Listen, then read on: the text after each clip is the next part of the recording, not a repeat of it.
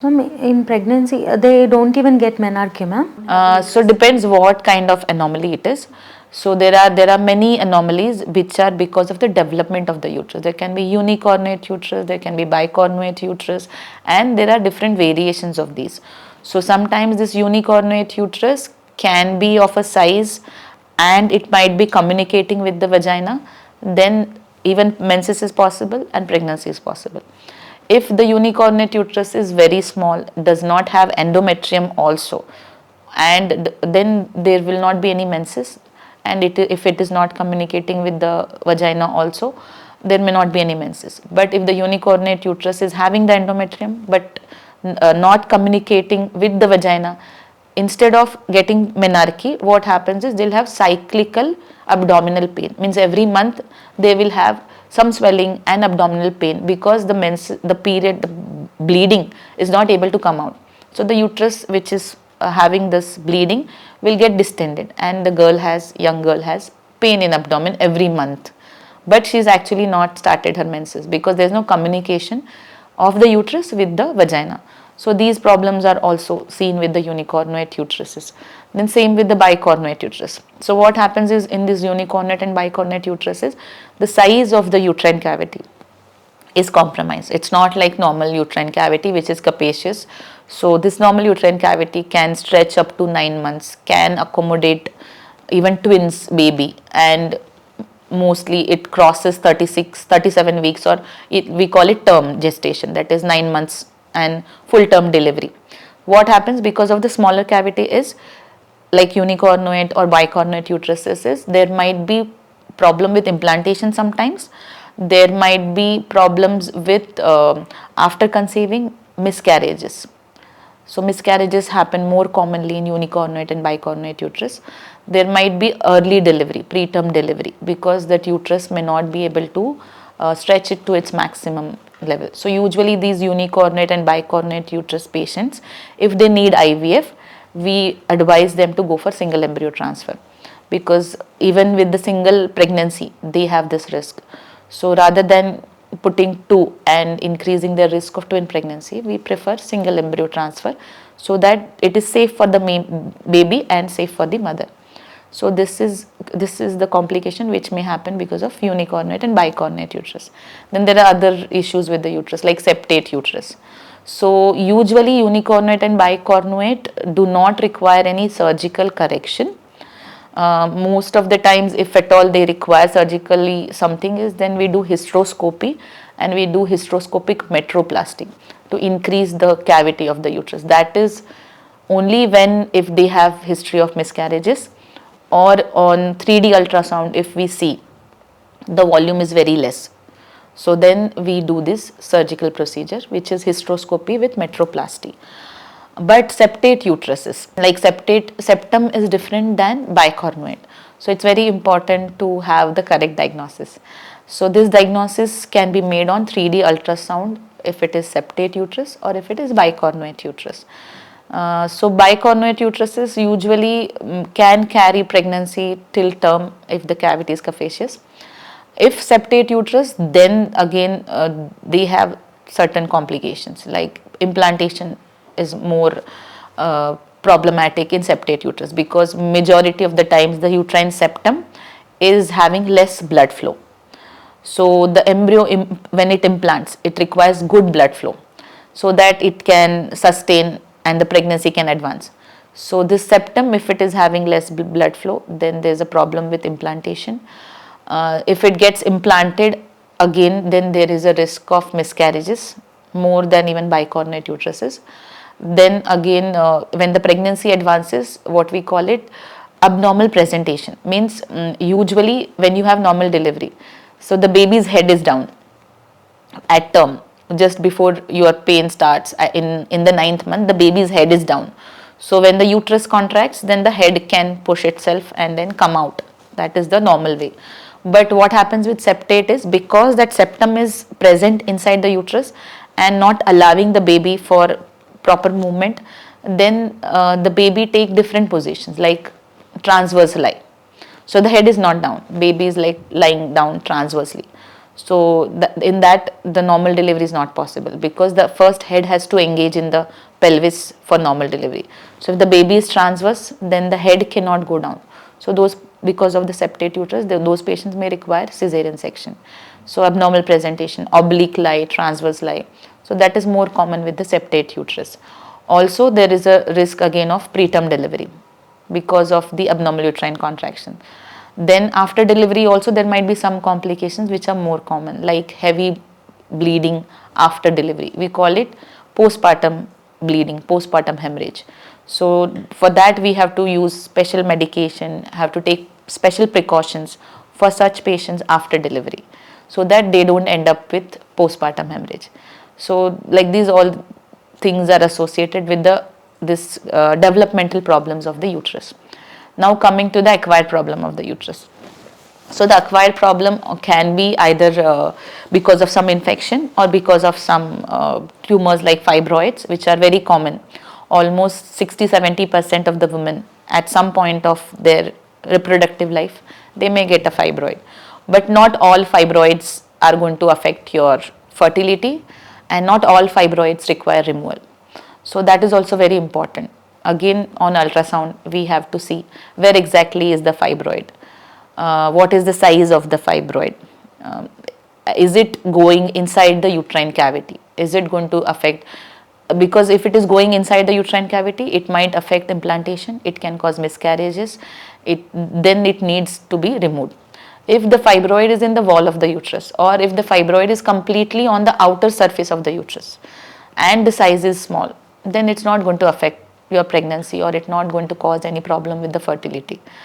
Then even the fibroids which are in the wall, if they are more in number, some 5-6 fibroids, or if the size is very big, 8 centimeter fibroid, 10 centimeter fibroid, then also it can affect. Also in pregnancy, because the hormones are on the higher side and the blood flow to the uterus is more, obviously because the baby is growing, so the blood flow to the uterus is more, then even the fibroids tend to grow in size. So for all these various reasons, we have to see if the number is more, if the size is very big, and there might be potential risk in developing pregnancy. Then sometimes even the fibroids which are present in the wall, we ask to remove. So the fibroids basically which are going inside the cavity, we call submucous fibroids, those have to be removed. The fibroids, if in the wall multiple fibroids are present, size is very big, then sometimes we ask to remove those fibroids. On outer surface, majority of the times it doesn't require any treatment unless the size is very big again and it is causing any pressure on your other organs like the urinary bladder, or causing pressure on your intestines or rectum, causing any problems with passing of urine or passing of motion. Then even the outer side fibroids we ask to remove. So the techniques of removal of fibroids also vary based on which kind of fibroid we are removing. So sometimes just hysteroscopy also is enough to remove submucous fibroid, small submucous fibroid, no need of laparoscopy.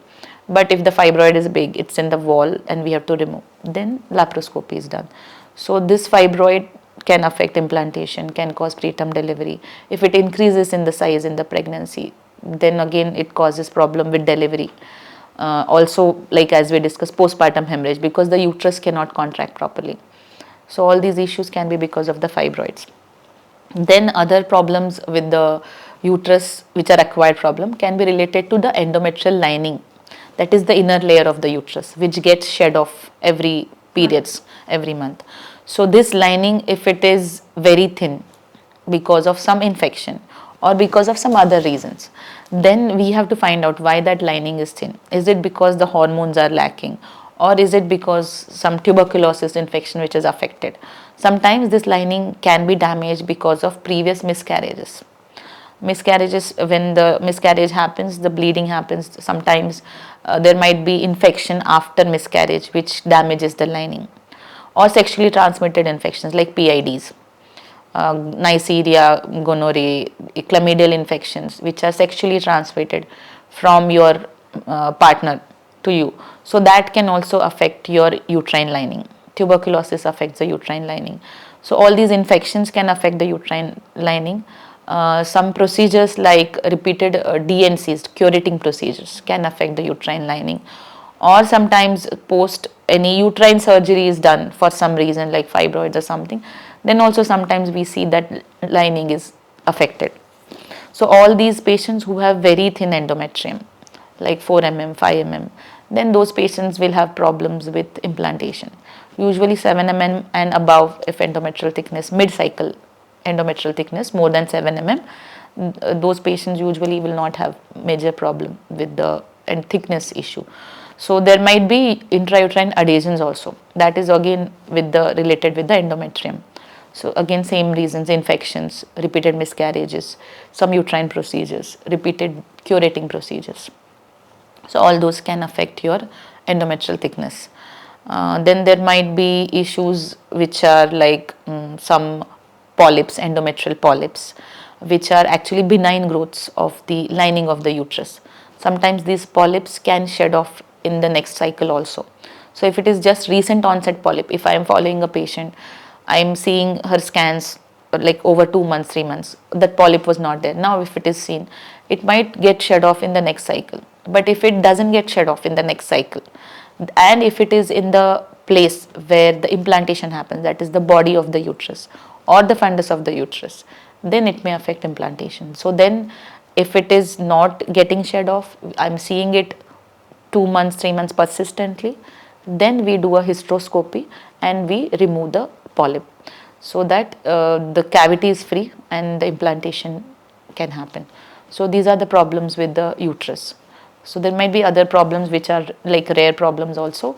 So based on mainly uterus, we focus mainly on ultrasound, 3D ultrasound, and also we have to understand not just one single scan will give the entire information, because your menstrual cycle, what happens is initial days when you're having bleeding, this lining will be thin, it is getting shed off, so we can't assess the lining, we cannot do a 3D of the cavity.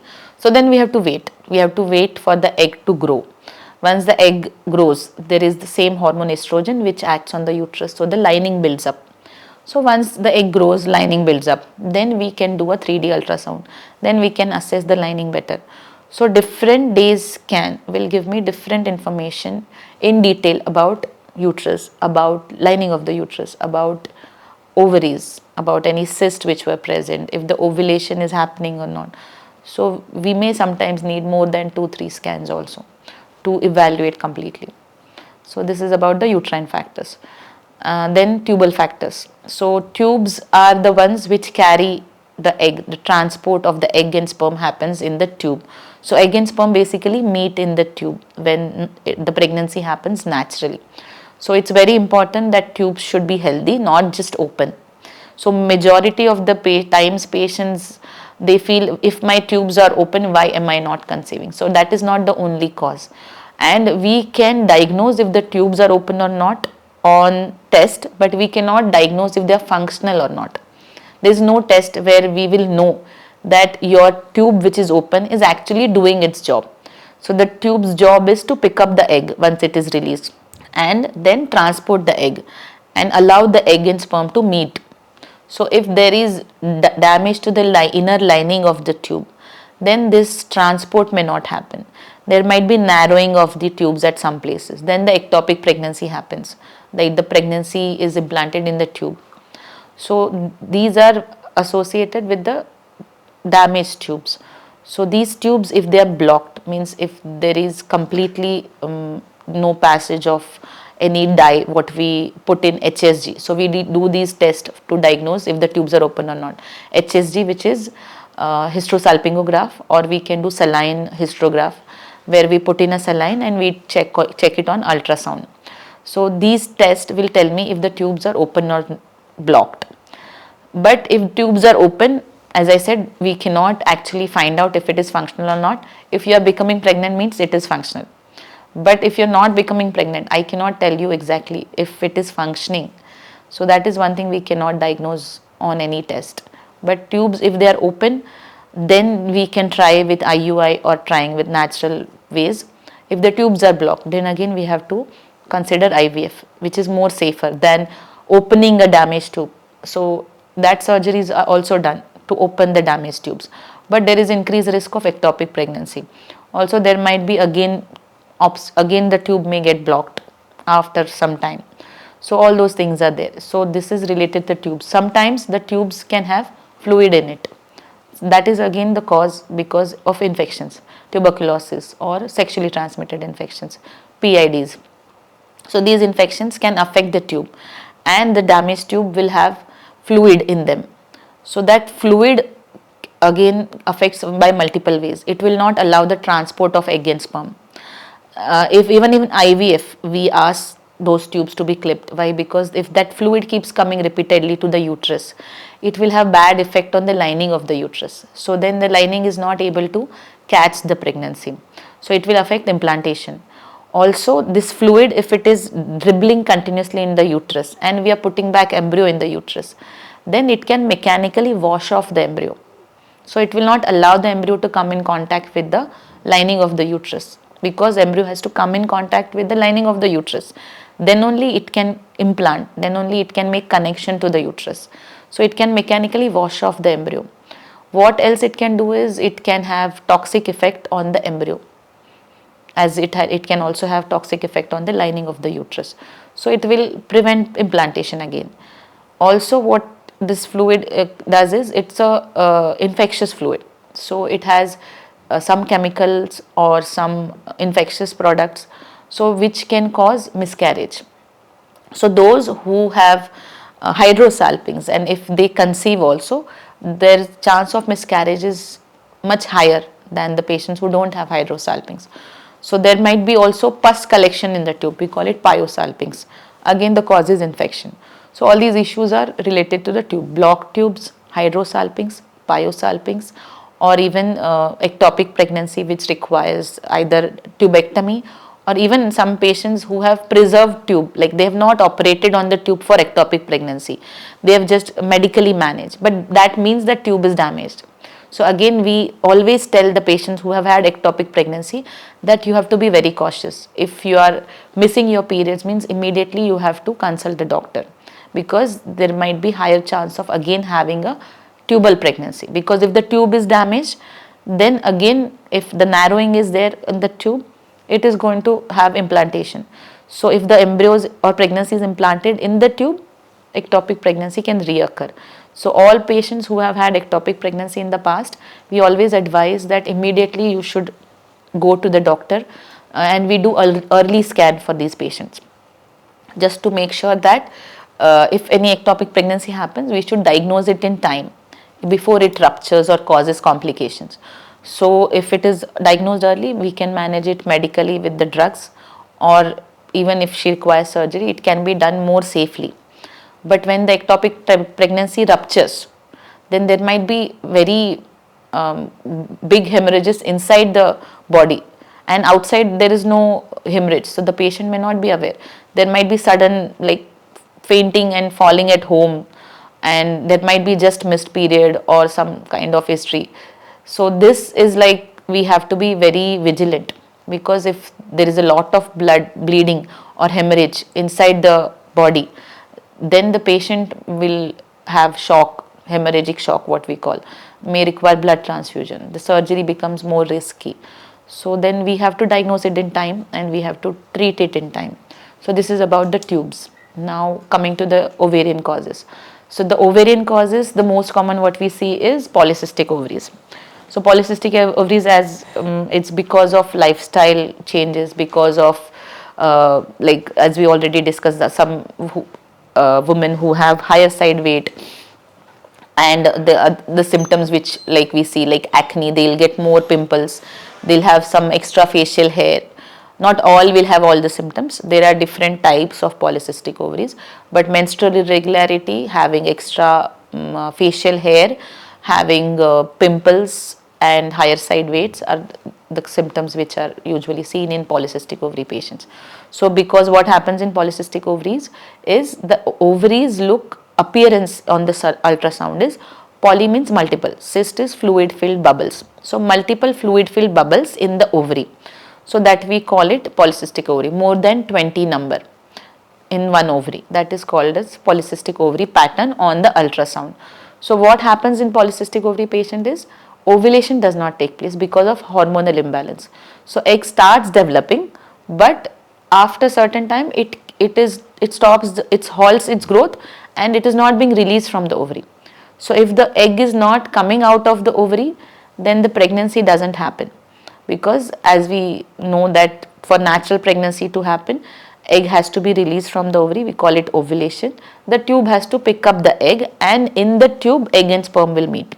If the egg doesn't come out of the ovary, the sperm cannot meet the egg and there is no pregnancy in the body. So this is polycystic ovary, and there might be many associations in polycystic ovary like metabolic syndrome, high incidence of getting blood pressure, getting diabetes, having thyroid issues. So also problems with abnormal bleeding, which can cause the endometrial lining to grow thick, and also higher incidence sometimes of endometrial cancers in polycystic ovary patients. So this is about the polycystic ovary. Then other problems with ovulation can be related to hormones like prolactin if it is very high, or thyroid abnormalities like hyperthyroid or even hypothyroid. Then there might be problem with the ovulation. Then there might be problem with other hormones which are coming from pituitary gland in the brain. So those are like FSH and LH. So if there is any problem with those hormones, again it can result in problem with ovulation. Then other problems in ovary can be ovarian cyst. So patients usually have many doubts about the ovarian cyst.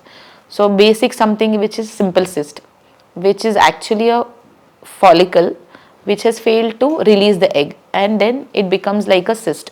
So simple cysts are very clear on ultrasound, and those cysts will disappear within maybe next cycle or another cycle. So within 1 or 2 months this cyst will go away. So that is not a major problem. Other cysts which can be a problem are endometriotic cyst. So it's very important to diagnose endometriosis on ultrasound. So that this endometriotic cyst, what happens is, endometriosis is a condition where the lining of the uterus is called endometrium. So the similar lining is implanted at various other sites where it should not be present, like on the surface of the uterus, on the surface of the tubes, on various organs also sometimes on the surface of the ovaries. So what happens is, this endometrium is hormone sensitive. So as your egg is getting developed, the estrogen will come from the ovary. Then when it is released, the progesterone levels will rise. So then your lining of the uterus will undergo changes. With estrogen, it will grow in thickness. With progesterone, it will get luteinized. It will prepare itself for catching the pregnancy. If the pregnancy doesn't happen, then this estrogen progesterone coming from the ovaries stops. Then this lining sheds off. So same happens with the lining which is implanted at all the places. It will undergo thickening, it will undergo luteinization changes, and when you have periods, everywhere wherever it is implanted, it will bleed, and it will cause multiple problems. All the organs which are nearby, they get stuck to each other. So we call it abdominal adhesions, intra-abdominal or pelvic adhesions. Sometimes it might be that severe, then it can cause frozen pelvis, we call it. That everything, all organs like uterus, tubes, ovaries, your passage of like rectum, that everything gets stuck together.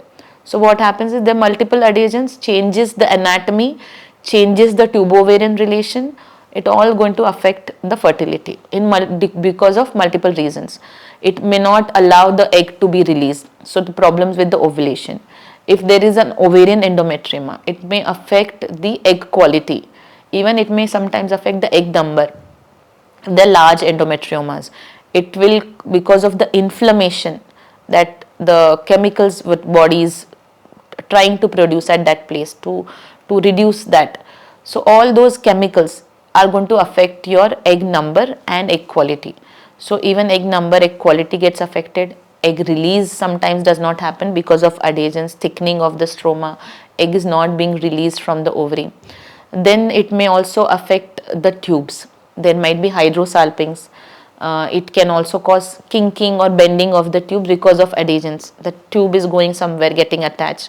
So the ovary, even if it is releasing the egg, it may not be able to enter the tube. Then because of these inflammatory mediators, the lining of the uterus will have some issues. it may not be able to catch the pregnancy. Implantation can be a problem. Similarly, endometriosis may have associated adenomyosis. So adenomyosis is the swelling of the uterus. So inside the uterus, in the muscle layer, if this endometrium is implanted, again there also the same pattern goes on, that it will undergo thickening. Then if it is not, pregnancy doesn't happen, there might be bleeding and the swelling develops in the wall of the uterus. So this swelling in the wall of the uterus, which is called adenomyosis, also affects implantation. So this is how in various ways how the endometriosis and adenomyosis can cause infertility or any problem related to fertility. So this is about the ovarian factors. Then there might be other cysts, which are complex cysts, which can be sometimes ovarian tumor, so it might be benign ovarian tumors, sometimes malignant ovarian tumors. So if it is malignant ovarian tumor, then it requires to be removed surgically. If it is benign tumor like dermoid or something which is small size, sometimes we leave as it is, we don't do any treatment. But if the dermoid also is, if it is big or if it is causing any problems, then we may operate those ovarian cysts also. Main thing for endometriosis I want to mention is like the studies have shown now that the what we call unexplained infertility, like some patients, some couples are told all your reports are normal, there's no problem, you try naturally, but they don't conceive. Or even after treatment they don't conceive, sometimes they don't know why they are not conceiving. So majority of those patients actually they might have endometriosis, because only endometriosis on the scan to pick up, it's going to take longer time. Only from the experts you can pick up endometriosis on scans. Not everybody can pick up endometriosis on scans. So ovarian endometrioma can be picked up, but other lesions of endometriosis which are on the surface of your uterus or on other organs, to pick up that endometriosis on ultrasound you need an expert. So they say up to 7 to 10 years are lost for these patients until the diagnosis of endometriosis is made. So you have to visit an expert, get your ultrasound done from the right person to have the right diagnosis, so that you can be guided further according to the issue. So this endometriosis, again what we see sometimes is patients ignore the symptoms. Patients sometimes, even after knowing the diagnosis, do not wish or do not choose for any treatment, thinking that the pregnancy will happen naturally, but that is more damaging. So basically, the symptoms of endometriosis can be dysmenorrhea, like having period cramps, severe cramps where you are not able to do your work. Okay, you have to take medications, you have to take off from your work. So dysmenorrhea. Then dyspareunia means having pain at the time of intercourse, having sex. That time, if you have too much of pain, even after few months of marriage, initial few times you may have little pain, but if that pain persists at the time of having sex, then it can be because of endometriosis. Or the patients who have symptoms related to like a pain while passing urine or pain while passing motion, there might be endometriotic deposits either in the bladder or in the rectum, that is the passage of the bowel, passage of the motion. So these symptoms also during periods, if the patients have symptoms like bleeding in the urine or bleeding in the motion during periods, those symptoms can also be related to endometriosis. Sometimes endometriosis may not have any symptoms. Patients might say that, I absolutely don't have any menstrual pain, I don't have any of these symptoms, but that is also seen. So it is very important to have a ultrasound done from the expert, so that even if you don't have symptoms, the endometriosis can be picked up on the scan. Because this disease is something where you continuously, when you have periods, there is always a chance of it flaring up or increasing more. If you conceive and if you because after pregnancy you will stop getting periods, then those lesions might shrink. But if you're not conceiving and if you just wait for conceiving naturally with the diagnosis of endometriosis, then there might be more complications, or you may require more treatment afterwards to conceive, like sometimes even surgery. But that also, surgery also has to be from the expert for proper and complete removal of the disease without affecting your egg reserve. So when do we do surgery for endometriosis? Very few indications we'll do surgery. When the endometriotic cyst is very big in size. In that also, in IVF, what we do, we first make the embryos, we take out the eggs, make the embryos, then before putting back the embryo, then we plan the surgery. So as many times the surgery happens on the ovary, it is definitely going to affect your egg reserve. So if your egg number is going to fall, you have to decide if actually you need the surgery, and from the right person, from the expert, so that they'll take proper care not to use too much of energy sources or cautery on your ovary, or just to remove the cyst without damaging your normal ovary. So all those things are important. So when you have diagnosed endometriosis, you should not waste time. You should take treatment either to control your symptoms and to control your endometriosis progression, or if you're planning for pregnancy, then definitely go for treatment for pregnancy. Don't wait with the diagnosis of endometriosis. So this is about the ovarian causes. Then coming to the medical causes. So medical causes, there are many medical causes like thyroid, as I already mentioned, that there might be problems with the ovulation with thyroid, higher weight of the patients, which also can affect implantation, can cause miscarriages, can cause preterm delivery. So thyroid issues. Then diabetes, uncontrolled diabetes. If your blood sugar levels are very high, the egg quality is going to affect it. The egg number also sometimes get affected. So this diabetes also can cause problems with the baby, like congenital problems with the baby. So the baby might have heart problem, the baby might have problem with the development of the spine. So sugars have to be controlled properly before conceiving.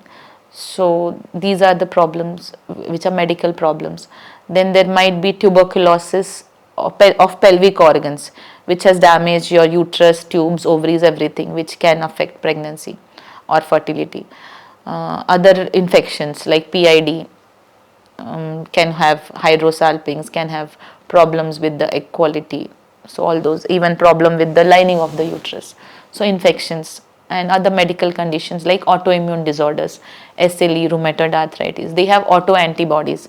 Sometimes those autoantibodies cross react with the body's self tissue. They may have problem with the egg quality, egg number, even have increased incidence of miscarriages, increased incidence of BP in pregnancy. So all those patients who have autoimmune diseases, they also need proper treatment for pregnancy to conceive, and also throughout the pregnancy to keep their medical conditions under control so that the baby is not affected. So these are the medical issues of fertility. So there are many issues for the males also, for the females also. So it's important to go to a proper fertility specialist, get your good ultrasound scan done, get whatever test they are advising, including the blood test and semen analysis, or if tube test is advised, get all the tests done at once so that you know what all the issues they have to handle. So then you can be guided properly. So just assuming because of my thyroid I'm not conceiving, without knowing husband's semen parameters, or without knowing that you have a fibroid which is going inside the uterus also. So have a proper evaluation from a fertility specialist, have a complete evaluation of both husband and wife, then you can follow the advice of your doctor.